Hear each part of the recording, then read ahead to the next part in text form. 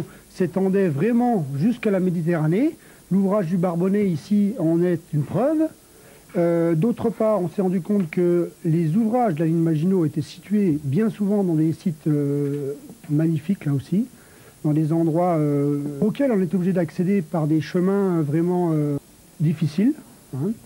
D'autre part, on avait des inquiétudes au niveau de la Jeep, puisque le Maginot Jeep Memorial, c'était aussi la Jeep. Et finalement, elles ont bien tenu le coup. Il y a eu quand même des problèmes mécaniques sérieux. Je tiens ici à féliciter l'équipe d'assistance mécanique qui a fait un travail formidable, puisqu'ils ont travaillé pratiquement jour et nuit pour pouvoir amener les 11 Jeeps à destination.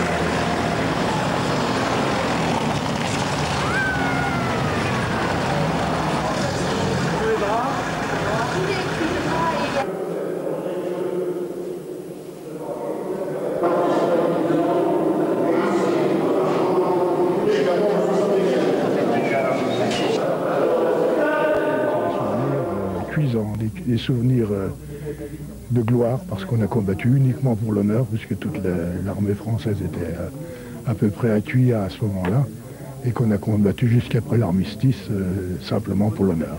On parle de la ligne Maginot à des Français, c'est égal débandade.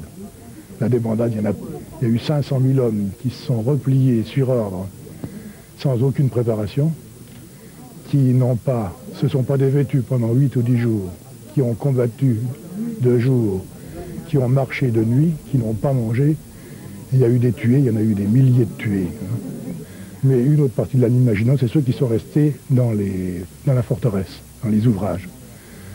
Alors, pour moi, on n'en a pas parlé du tout, parce qu'on a voulu effacer la guerre de 40 pour effacer la honte.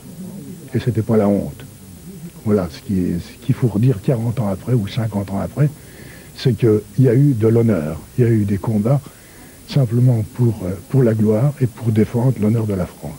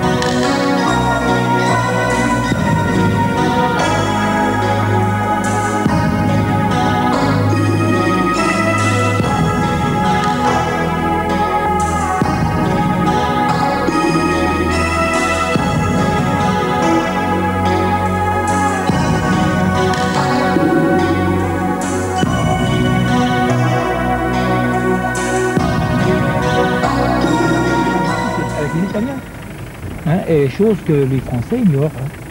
Vous prenez n'importe qui, vous posez la question de la ligne Maginot, pour vous, qu'est-ce que c'est?